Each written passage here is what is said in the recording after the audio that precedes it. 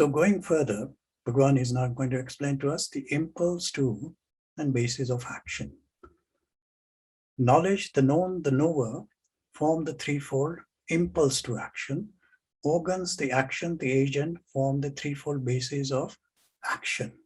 So impulse to action is what is kind of pushing us towards action.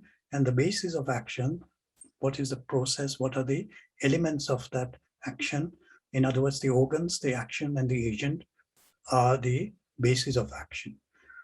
Knowledge, action, actor are declared to be the science of temperaments, the gunas to be of three kinds only, according to the distinctions of temperaments. Hear them also duly.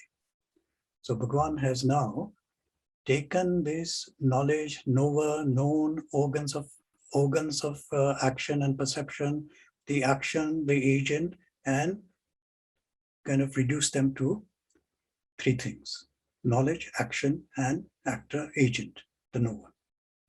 And the organs, action, known, the knowledge. And this is now what he's going to describe. So if we take the impulse and the basis of action, we can think about three things, these three categories: knowledge, action, and agent.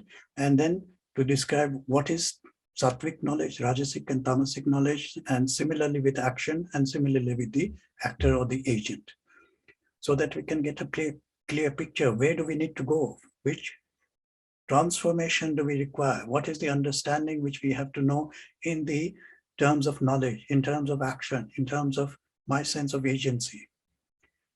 Where do we need to make that shift in ourselves?